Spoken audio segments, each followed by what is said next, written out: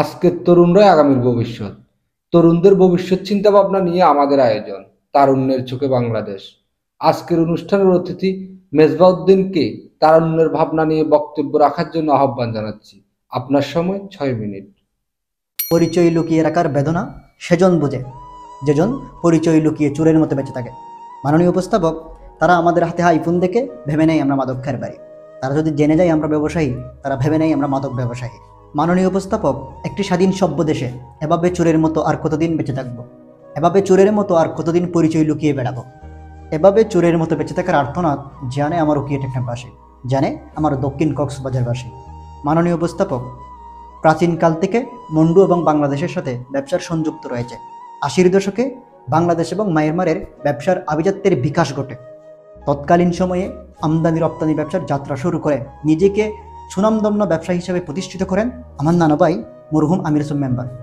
এরপর ১৯৯৫ সালে টেকনাফ স্থলবন্দর প্রতিষ্ঠিত হয়। আমার নানা ভাইয়ের হাত ধরে আমার বড় মামার সিওনাফ ব্যবসায়ী যাত্রা, আমার বড় মামার হাত ধরে আমার ৫ মামা ধীরে ধীরে টেকনাফ স্থলবন্দরে হয়ে ওঠেন সুনামধন্য ব্যবসায়ী। মাননীয় উপস্থাপক, আমার বাবা মাতব্বর পরিবারের সন্তান।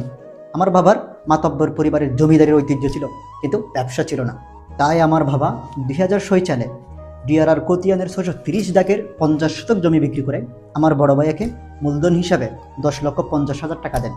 সেই মূলধন পুঁজি হিসাবে রেখে নানা ভাই মামাদের কাছে বড় ভাইকে ব্যবসার সুযোগ করে দেয়। নানা ভাইয়ের হাত ধরে বড় ভাইয়ের ব্যবসার যাত্রা। ধীরে ধীরে আমার বড় ভাই একজন সফল ব্যবসায়ী হয়ে ওঠে। ২০২১-২২ অর্থ বছরে আমার বড় ভাই ওমর ফারুক প্রথমবার সেরা করদাতা হয়। এরপর ২০২২-২৩ অর্থ বছরে টানা দ্বিতীয়বার সেরা করদাতা হয়। আমার বড় ভাইয়ের হাত ধরে দীর্ঘ ১৮ বছরে আমরা হয়ে উঠি সুনামধন্য ব্যবসায়ী পরিবার। মাননীয় উপস্থাপক, আমার জন্মভূমি নিয়ে এতই সমালোচনা, এতই দুর্নাম, এতই অপবাদ, কিন্তু আমার জন্মভূমিকে কী দিয়েছে দেশ? না দিয়েছে অধিকার, না দিয়েছে সম্মান, বরঞ্চ আমার জন্মভূমি দেশকে দুহাত ভরে দিয়েছে। মাননীয় উপস্থাপক, এই বছর আমার জন্মভূমির কৃষকরা ২২,৩৪,৬৫৮ টন লবণ উৎপাদন করে তাক লাগিয়ে দিয়েছে। এই বছর আমার জন্মভূমির কৃষকরা ৪০০ কোটি টাকার পাঞ্চুবড়ি উৎপাদন করেছে।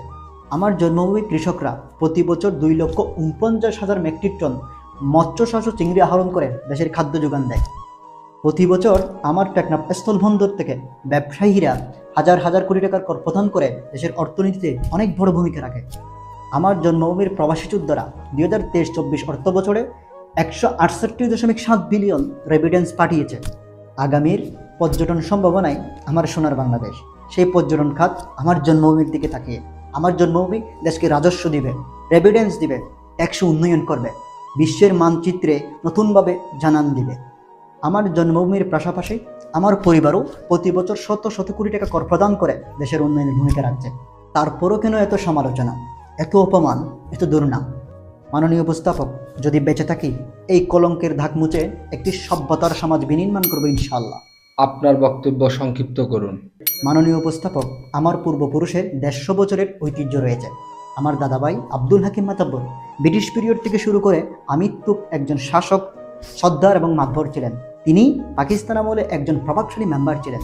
ইতিহাস থেকে আমার দাদাভাইয়ের সমসাময়িক দুই একটি উল্লেখযোগ্য নাম এমরি চৌধুরী, মংরি চৌধুরী, ভরকালা মিয়া কিংবা আইয়ুব আলী। আজকের নেতৃত্ব আসনে বসে থাকা মানুষগুলোর কারো পূর্বপুরুষের নাম দৃষ্টিনন্দিত নয়, কিন্তু আমার দাদাভাই তৎকালীন সময়ে একজন সিংহ পুরুষ কিংবা অভিশংসিত নেতা ছিলেন। আমার দাদাভাইয়ের সেই সাহসী সত্তা আমার ভিতর লালন করে আমি নিজেকে তিলে তিলে বানিয়েছি আমার জন্মভূমির সেনাপতি। দীর্ঘ ৮ বছর ধরে আমি আমার জায়গা থেকে আমার জন্মভূমির প্রতিনিধিত্ব করে যাচ্ছি। মাননীয় উপস্থাপক, আমি ১০ম শ্রেণী থাকতে নিরপরাধী একরাম কমিশনারকে বন্দুকযুদ্ধের নামে হত্যা করা হয়। সেই হত্যার প্রতিবাদ জানিয়ে তৎকালীন প্রধানমন্ত্রী বরাবর আমি একটি খোলা চিঠি পাঠিয়েছিলাম। সেই প্রতিবাদের জন্য আমাকে অনেক নির্যাতন নিপীড়ন করা হয়েছে, কিন্তু আমি থেমে যাইনি। মাননীয় উপস্থাপক, আমার এলাকার মানুষের জন্য প্রদীপ ছিল একটা রাক্ষস। সেই প্রদীপ আমার এলাকার মানুষকে নির্যাতন, নিপীড়ন, ধর্ষণ ও অপরাধ যুগে তার সাম্রাজ্য বানিয়েছিল। সেই প্রদীপ আবার আত্মসমর্পণ নামের একটি নাটক সাজিয়েছিল। সেই অনুষ্ঠানের প্রধান অতিথি ছিলেন তৎকালীন স্বরাষ্ট্রমন্ত্রী আসাদুজ্জামান খান। সেদিন টেকনাফ হাই স্কুলের মাঠে আমার আপামর হাজার হাজার জনতাকে সাক্ষী রেখে প্রদীপের অসামাজিক কর্মকাণ্ড সব কিছু স্বরাষ্ট্রমন্ত্রী বরাবর উন্মোচন করে জাতির সামনে সত্যটা উন্মোচন করতে চেয়েছিলাম, কিন্তু আমাকে সেই অপশক্তির কাছে সেদিন পরাজিত হতে হয়েছিল। যদি 10 মিনিট সময় হতো এই প্রদীপের সকল অসামাজিক কর্মকাণ্ড আমি তুলে ধরতাম। কিন্তু ভাগ্যের কি নির্মম পরিহাস, সেই প্রদীপ উল্টো আমার দিকে তেড়ে এসে আমার ঘরে এসে আমাকে নির্যাতন নিপীড়ন করে হত্যা কিংবা মাদক দিয়ে পরিচালন করার চেষ্টা করেছিল। ভাগ্যের কি নির্মম পরিহাস, আমাকে প্রদীপের হাতে নির্যাতন নিপীড়ন শিকার হতে হয়ে যায়। প্রদীপের হাতে নির্যাতিত হয়েও আমি থেমে যাইনি, ভয়ও পাইনি, পালিয়েও যাইনি। মেজবাউদ্দিন, আপনার সময় আর 1 মিনিট আছে। মাননীয় উপস্থাপক, আজকের বিষয়বস্তু তারুণ্যের যুগে বাংলাদেশ। কিন্তু মজার বিষয় হলো, আজ থেকে 6 বছর আগে সেই তরুণ শিক্ষার্থীদের নিয়ে আমি একটি সংগঠন করেছিলাম, যেই সংগঠনের গঠনতন্ত্র ছিল মাদক মুক্ত, কলঙ্ক মুক্ত একটি সভ্যতার সমাজ বিনির্মাণ করা। কিন্তু অপশক্তির কারণে আমি সেই সংগঠনটি পরিচালিত করতে পারিনি। তবে এখন বর্তমানে সেই সংগঠন পুনর্গঠনও, সেই সংগঠনের যে গঠনতন্ত্র কলঙ্কমুক্ত মাদকমুক্ত সভ্যতার সমাজ বিনির্মাণ করা, সেই প্রচেষ্টায় আমি আবারও কর্মসূচি পালন করতে শুরু করেছি।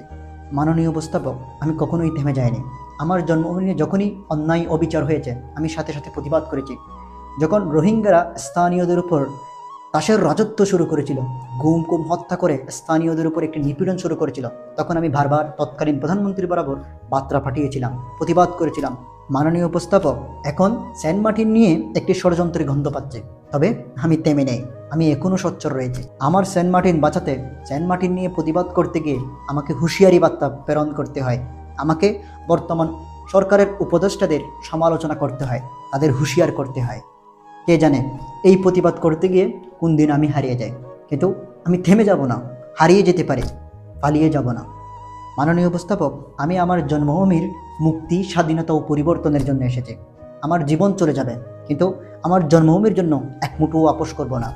জীবনের এক মুহূর্ত আগেও আমি আমার জন্মভূমির জন্য আপোস করব না। মাননীয় উপস্থাপক, আমি পালিয়ে যাওয়ার লোক নয়।